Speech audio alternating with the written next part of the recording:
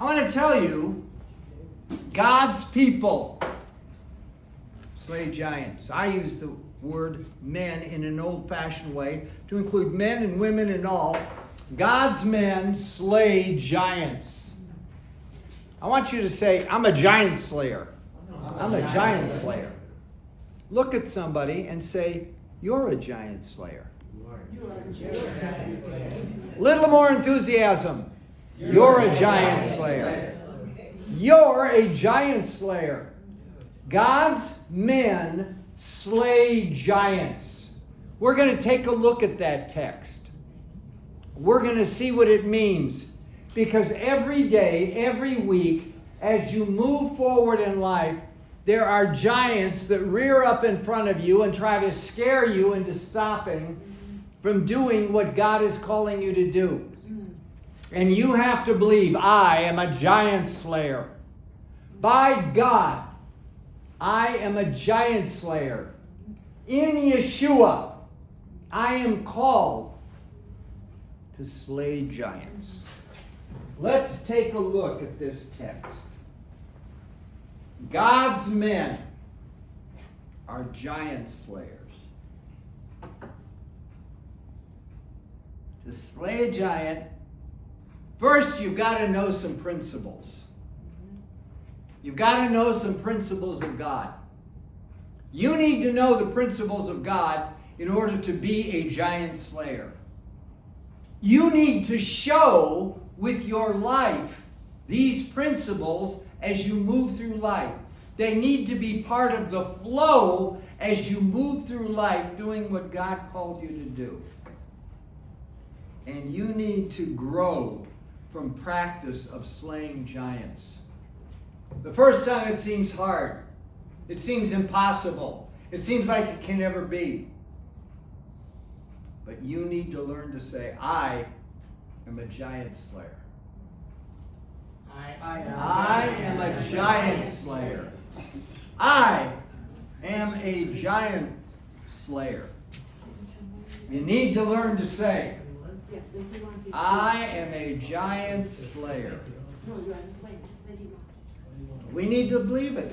If you don't believe it, how are you going to get the giant to believe it? If you don't believe it, and the giant doesn't believe it, how are you going to get the world around you to believe it?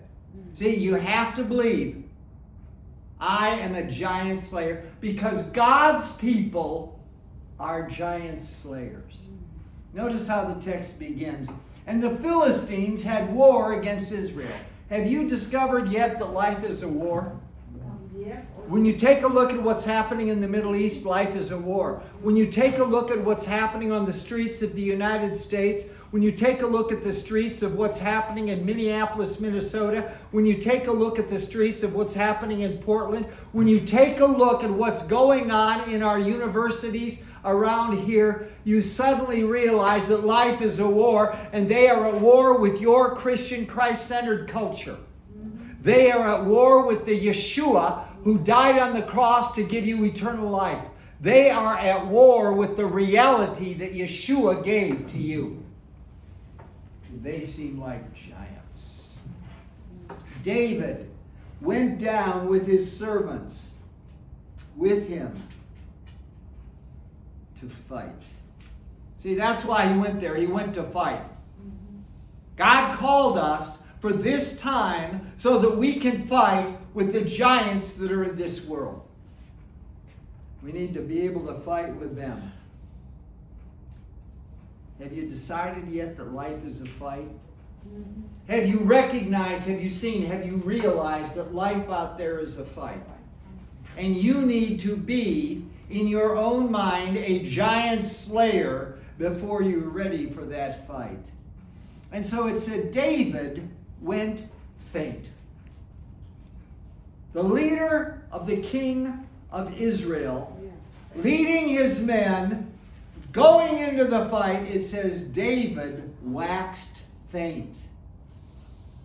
Now I want to point out, this is the David who was a teenager when running full tilt at Goliath, swinging his sling, and threw that stone, and he killed Goliath. He said to Goliath, I'm going to cut off your head, when he didn't even have a knife. That's the kind of faith he had. I'm going to cut off your head when he didn't have a knife. That stone hit Goliath in the forehead. Down he went. David went and pulled out his sword and cut off his head with his own sword. This was the David of a young man. But I want to point out, it's a function of years that young men get older. And it says that David waxed faint. David waxed faint. Even the greatest leaders in God's army sometimes wax faint. Especially the leader. If you are going to lead a committee, if you are going to lead a council, if you are going to lead a church, if you are going to lead a ministry of counseling people, if you are going to lead a ministry of leading others in life, you got to recognize that you're going to wax faint. Sometimes it's going to happen. Have you reached the point where you wax faint, where you suddenly feel exhausted? That's the time you need to remind yourself, God's men are giant slayers. I'm God's man, therefore I'm a giant slayer. God has put me here to slay giants. Verse 16.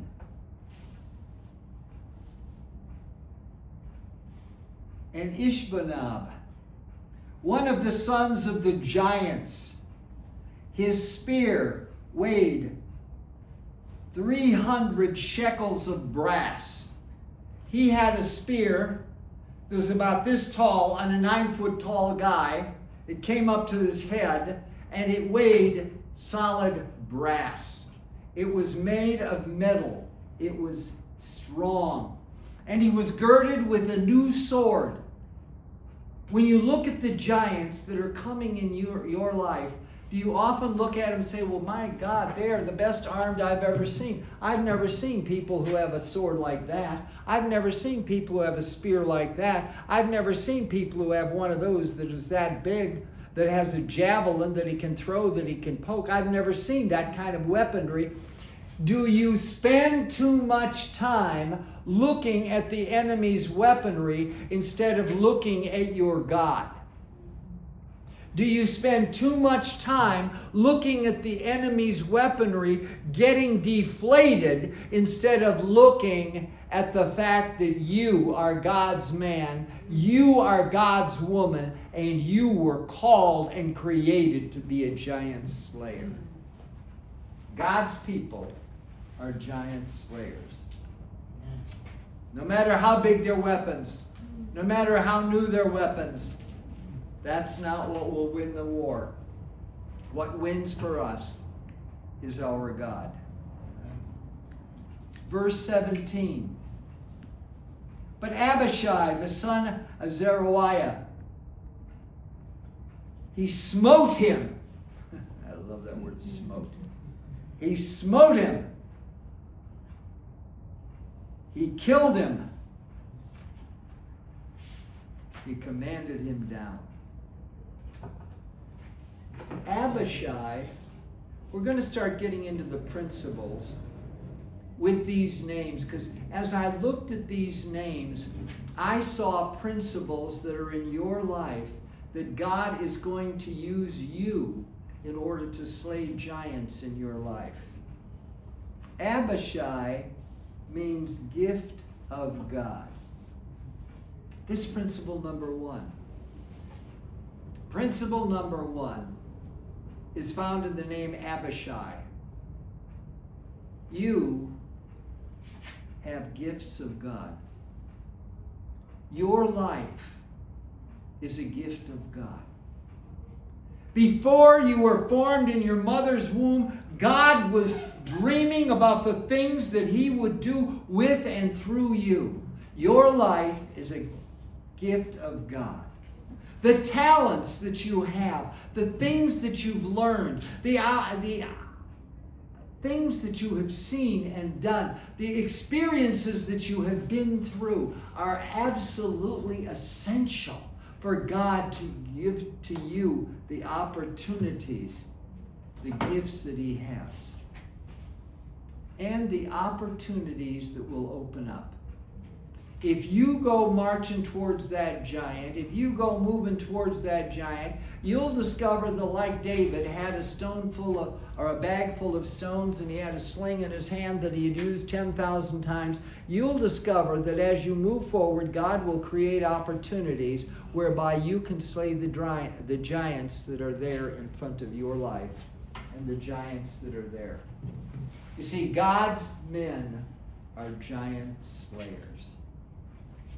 And Abishai was the son of Zeruiah. This is principle number 2, Zeruiah. Zeruiah means to pierce or to wound. You can't stop doing what God calls you to do because you're going to get wounded. You can't stop doing what God wants to do through you because you are afraid you're going to get pierced. This name means to be pierced or to be wounded. I want to point out somebody who was pierced. I want to point out somebody who was wounded. And after he came back, after the glorious resurrection, when the power of the Ruach HaKodesh came focusing through that dead body, and absolutely it burst into life, it burst into power, it literally melted on the shroud of Turin. It created an image of itself. When it literally exploded with life, there were the scars that were there. That night he went to Thomas the doubter. Or he went to the disciples, and Thomas the doubter wasn't there, so a week later he had to show up. And Thomas said, I'm never going to believe unless I put my hand in the nail holes, unless I take and put my fingers inside the spear thrust. I'm not going to believe that it's Yeshua. And so Yeshua walks up to Thomas and says, Thomas, put your finger there. After he was resurrected, he still had the wounds. Put your hand here. After he was resurrected, he still had the wounds. I believe when you and I get to heaven, we're going to have some wounds, some battle scars, some things that we picked up here on earth, some things that people attacked us and they lied about us and they said things were no good, and difficulties that may even be physical afflictions that we had that we overcame. When we get to heaven, we are going to be so proud of that because God says, by my strength, I overcame through your weakness. And God was a part of using us. Don't be afraid of the wounds, for God can use a wounded warrior. God's men are giant slayers. Yeshua could do it. Therefore, we can do it. And then the men of David swear unto him and said, Thou shalt not go no more unto battle.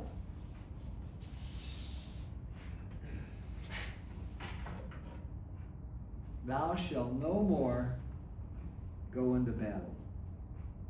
I believe this is the reason why Christ ascended.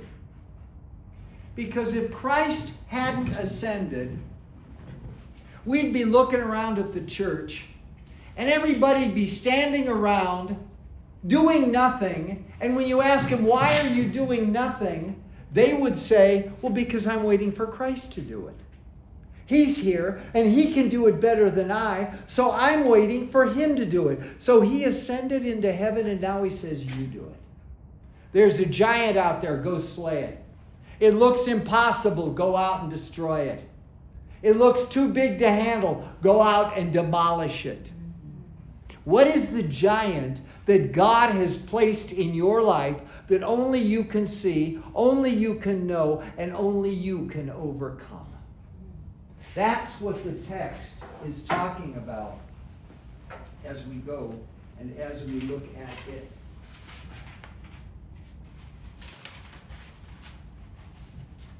Okay.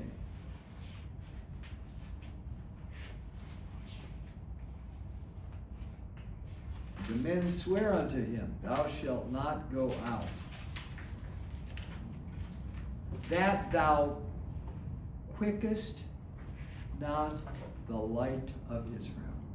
They did not want to quench the light of leadership that was in David. They said, we don't want you to go out and fight anymore because we need you as an inspiration. We need you to make things happen. Much of killing the giants is for you to be an example to those around you of what you can do. To believe in what can happen when you are working for God, when Yeshua is working through you. And they didn't want David to go out there and fight. They wanted David to be the inspiration for all of them to go out there and fight, and for all of them to go out there and kill all the giants, because they went out to do it after David himself felt faint. See, your biggest job is to inspire others through your example to do what only you and they can do together. And you can do a lot more by inspiring other people than you can by doing it yourself. Follow the ideal by faith, knowing that God has called you, that God has promised to you, and that God will use you. And it came to pass. I love this. I like it came to pass in the Old Testament. I've preached on this probably 45 to 55 times. I love when the Bible says it came to pass, because what it means, God's been working in the background to prepare, to get everything done, to get everything right so that it can come together in the right way at the right time. God puts it all together, and it came to pass. And it came to pass that they had to battle the Philistines at Gob. Are you doing your job at Gob? Are you looking for a giant tomorrow that you're going to slay? Are you looking for a giant that you're going to tear down and destroy? You see, God is behind that giant being in front of you. It may be a giant job, it may be a giant fear, it may be a giant worry. It makes no difference what it is. You are a man of God, and your job is to slay that giant. And so it says, Sibbecai, the Hittite, slew Seth, the son of the giants. Everybody you look at in this text is a giant killer. Everybody you look at is going to go out and kill a giant. Where's the giant? I'm looking for a giant. I need a giant to kill. Sibbecai. This is the fourth principle. It means weapon of Yahweh. I want you to say, I'm a weapon of God. Little more enthusiasm. I'm a weapon of God. Okay, you're going to say it like you mean it. Say it so you're going to scare the devil out of your house. Say it so you're scare the devil out of your knee. Say it so that you can scare. Not, don't whine. Don't whine. Don't whine. I am a weapon of God. The way I am, I'm a weapon of God. I'm a giant slayer because I am a weapon of God. That's the fourth principle. You've got to see yourself as a weapon of God. He built you, He honed you, He trained you to do what only you can do. The Hittite. Now this is kind of an interesting one, because the meaning of the word, this is the fifth principle, the meaning of the word Hittite is to hurry or make haste. Most people have never slain a giant because they never get started. Did you hear me? Most people have never slain a giant because they never get started. They never get going. They never get moving. How do you eat an elephant? One bite at a time. You start with the first bite. The Hittites. It means to make haste or to hurry. See, most people are too lazy to ever get started. I want to point out to you that tomorrow is today's greatest labor-saving device. Do you know how many people say, I'll do it tomorrow? There's giants all around them. And they never get going, never get moving, never make it happen. Because tomorrow I'll get started. Tomorrow I'll get started. Tomorrow I'll get started.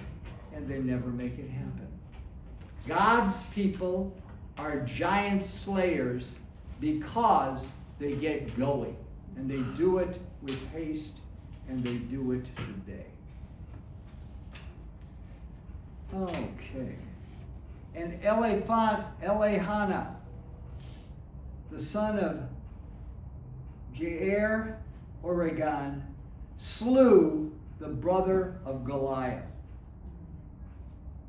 Really? Elihana, the son of Jair Oregon, slew the brother of Goliath.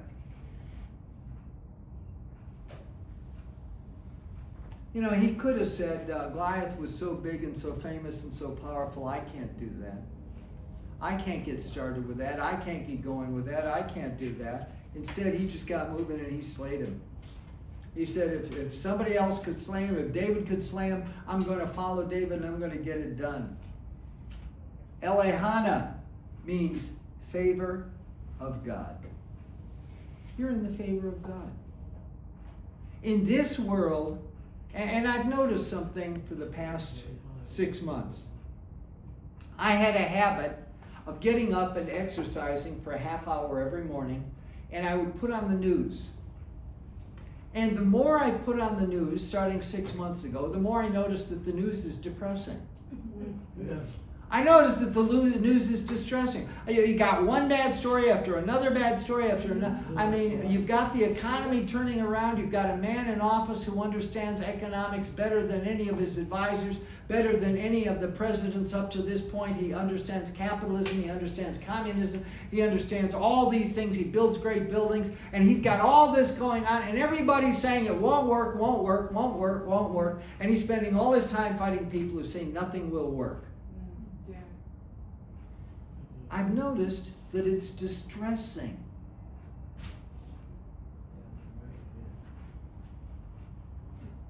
Elihana means favor of God. I like dealing with a group like that. I like Shabbat. I really do. Because on Sunday morning, you have a lot of people who show up who, why'd you come? Well, I came because it's the thing you're supposed to do. My mom, we always sat in that pew. We've always been here. We just come because it's the thing to do. But at Shabbat, you got to make a real effort. You've got to cut off Friday night. You've got to cut off the end of the week. You've got to come here. You've got to drive in the dark. You've got to get yourself here. And then you've got to go through, and suddenly you discover the power of the Holy Spirit. You discover that the favor of God is with you. And you discover that God is pushing all that distressing news. He's pushing all that bad stuff. He's pushing all that negativism out of your life. He's getting rid of it completely. Elihana, the favor of God. You've got the favor of God. I've got the favor of God. We've got the favor of God. That's why we're here. God brought us here so that we could discover the favor of God.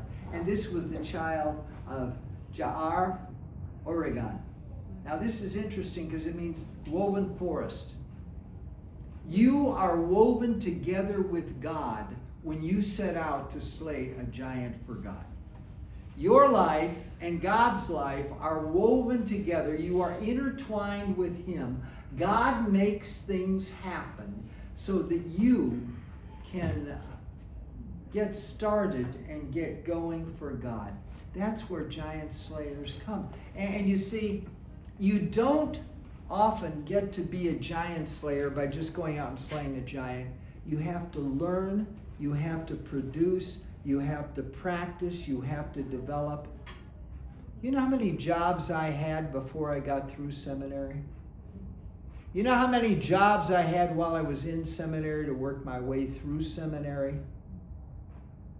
Because that's kind of what life is. Each one of those jobs teaches you something, and each one of those jobs pays for one course and another course. Do you know how many people don't get a good theological education because they don't want to spend any money on it? The same person who will spend $60,000 for a car won't spend $1,000 to get a good education on the Bible. We lay it out. And the reality is there. We're woven together with God. I love that. She's woven with God. He's woven with God. His life intersperses with God like all the threads on a rug are tied together. Verse 20. And yet, a battle in Gath, a man that had 6 fingers on one hand, 6 fingers on the other hand, 6 toes on one foot, 6 toes on the other foot. He had 24 digits. God, it isn't fair. He's got more equipment than I do. And what did Jonathan say? Jonathan said, I'm going to go slay him. Jonathan said, I'm going to go get him. Jonathan said, I'm going to go get him. I'm going to get rid of him. Because Jonathan, here we come to the next principle. Fighting, usually you're fighting strange giants. I mean, you know, if somebody comes to you with 6 fingers on their hand, you spend so busy time counting the fingers on their hand that you never fight back with them. Always the devil will send something strange at you. Always the devil will attack you with something that's strange that you're not used to. And when you get used to it, he finds something else to send at you. He never attacks you in the same way at the same time. God, I finally got it straight how I was supposed to fight that thing, and all of a sudden this one's coming at me from that way.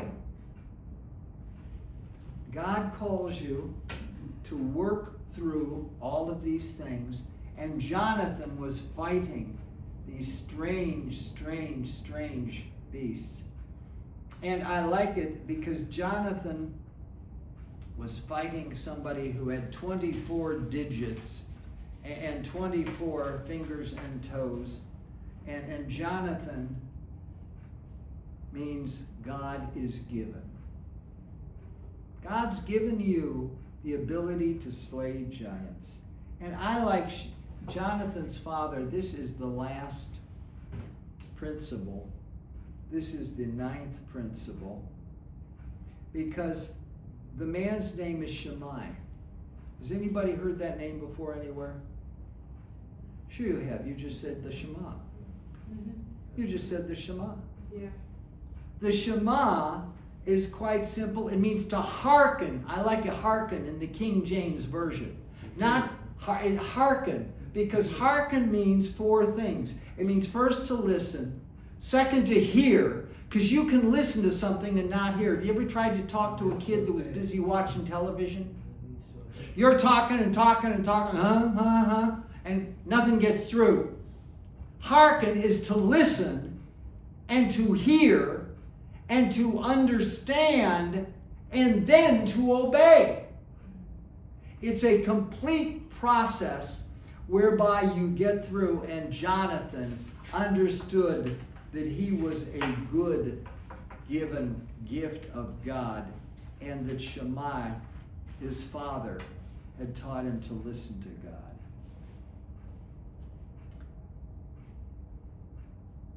These were born, the 4 sons, the 4 brothers of Goliath were killed at this point.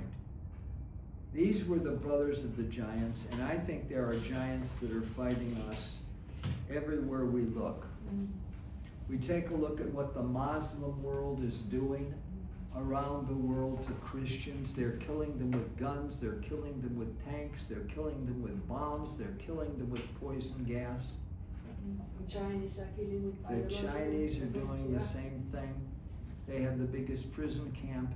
And yet, under all the opposition, Yeshua is going to the people of Iran, and he is showing himself to them with his wounds, and they are seeing a pierced man who makes it a reality to let them know that they are not alone and that he is with them.